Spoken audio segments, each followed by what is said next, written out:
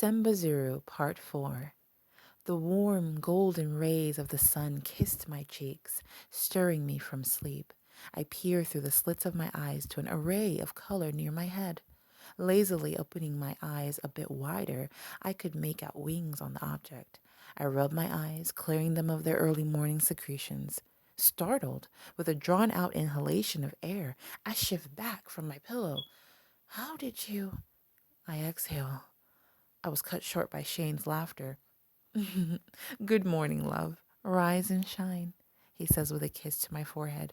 No, it did not magically appear by your bedside. I saw it almost crushed within your handbag, and I didn't want your gift to be ruined.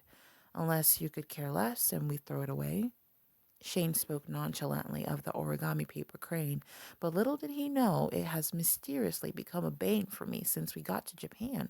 But this fatal attraction seemed to be unbreakable, and I shook my head.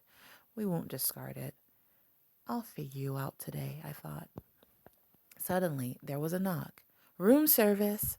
Shane opened the room door, and a delicious aroma filled the room, to which my stomach started a wrestling match. The delivery man entered and arranged the breakfast dishes on the table. We thanked him, and he bowed, taking his leave. Surprised and charmed that Shane thought of ordering food, I was grateful he saved us the stress of finding a restaurant this morning. I looked at the room service menu pictures and picked what looked recognizable, he informed me. I laughed, impressed by his logic. He ordered almaris, which is a fried rice wrapped in thin omelet, topped with ketchup, along with a side dish of gourmet, made of vegetables, mainly spinach, and sesame dressing. There also were 2 sets of each dish and a couple glasses of orange juice and bottled water. I hurried to the bathroom to freshen up so that we could eat and set out for the day. As we ate, I explained the schedule of events for today. To enjoy a bit of scenic natural beauty of Tokyo, we will visit Rikugen Gardens, which literally means the Garden of 6 Principles of Poetry. The type of Japanese poetry described is called waka in Japanese literature. The spring cherry blossom trees are in bloom, and we definitely want to capture ourselves under the beautiful hues of white and pink atop the sea of green grass. Also, we will partake of the popular traditional tea of the garden's Fugyage tea house. Later, I want us to tap into our inner child at Odava's Island Joypolis, which is an indoor theme park containing a roller coaster, arcade, and a Madame Tussauds wax museum. Subsequently, we will have a restaurant dinner and end our day on the big Ferris wheel of Odava's Pallet Town. Passengers would have a grand view of the Tokyo Tower, the 2-deck Rainbow Bridge, and the Haneda Airport. With empty plates and glass before him, Shane beams at me. What? I ask. Oh, what a wonderful wife you'll be. That God will bless me with someone so organized as you is beyond me, he replies in admiration. I swallow my last bite and gulp the remaining portion of my glass of juice. Before I say the following, I thank God you are the timekeeper of our team. Otherwise, we would not be on time for our appointments. Speaking of which, we need to call the various interviewees for tomorrow and the rest of the week.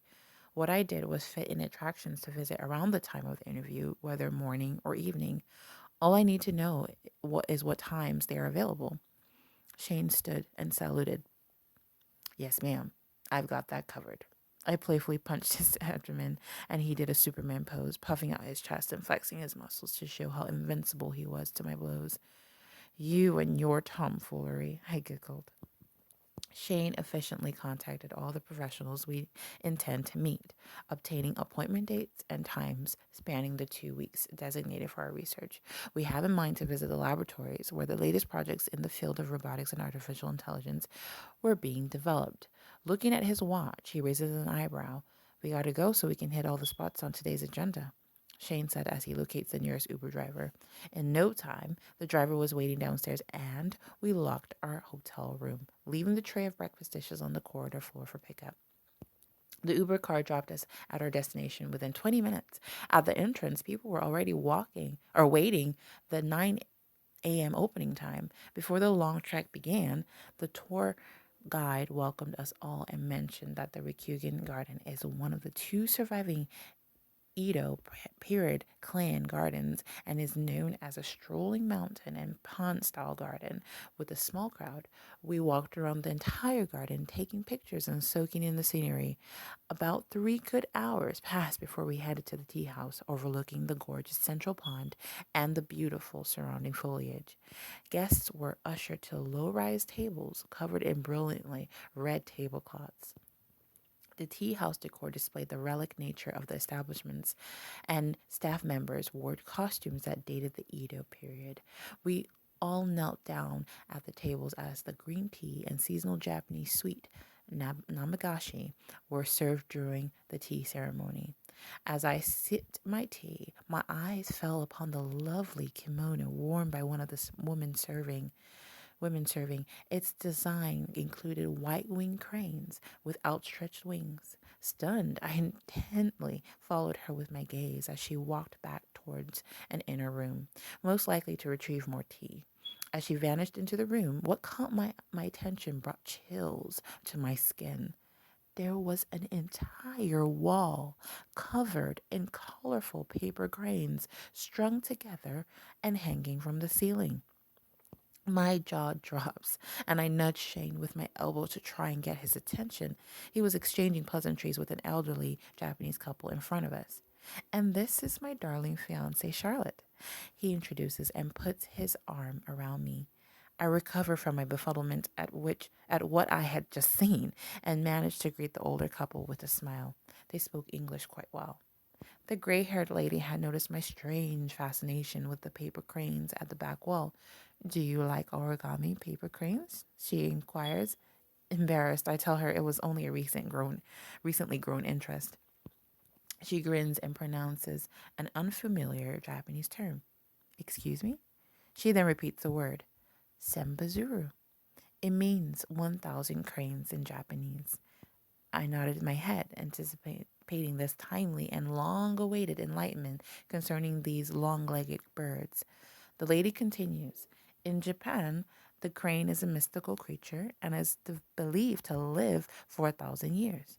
As a result, in the Japanese, Chinese, and Korean culture, the crane represents good fortune and longevity. We Japanese refer to the crane as the bird of happiness. Also, the wings of the crane were believed to carry souls up to paradise. Shane listened and his eyes sparkled with intrigue as he imbibed new knowledge of Japanese beliefs. He was eager to learn more about his fatherland's culture and traditions. Traditionally, it was believed that if one folded 1,000 origami cranes, one's wish would come true. During challenging times, the crane also became a symbol of hope and healing. Therefore, it is popular to fold 1,000 cranes, which are strung together on strings, usually 25 strings of 40 cranes each, and given as gifts. After the elderly woman finished her explanation, I observed that there was a look of tragedy in her eyes. I knew she perceived something. Curious, I decided to probe. I beg your pardon, shocked. The aged woman stares at me, marveled by my proficient Japanese intonation. I continue on in her native tongue. You have sensed something terrible, haven't you? She agrees. Yes, and I'm afraid it's about a great loss. I'm not certain of what kind, but there is a powerful aura that I feel around you and your fiancé. I presume it is the great love you have for one another. May both of you live long together. She looks at her husband and then they both smile at us like parents blessing our future marriage. We pay our bill before leaving the tea house and exit the garden. Once again, we say goodbye to the elderly couple.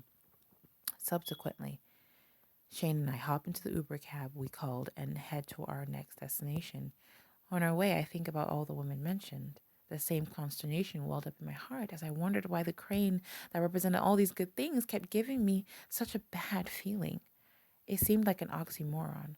I slide closer to Shane in the back seat and intertwine my arms and fingers with his. I place my chin on his shoulder, so as he turns, I peck him on the cheek. He blushes at the surprise attack of affection. I love you, honey, I said. He chimes in with a serenade. My one and only Char, I love you to the moon and back. I don't ever want to let you go. I shake my head, smiling. I think you have lost your touch since the proposal. He guffaws at my jest and my heart melts. Gratefully, I was able to loosen up for the remainder of the day with the playful entertainment and attractions. We also enjoyed a conveyor belt sushi lunch at the restaurant Yoshimaru Susan and an American style buffet dinner at the oven. The cuisine was scrumptious, exclaimed satisfactorily, after which he yawned. It was late into the evening and it was time to head back to the hotel. The taxi zoomed us across the luminously lit Rainbow Bridge and onto the mainland.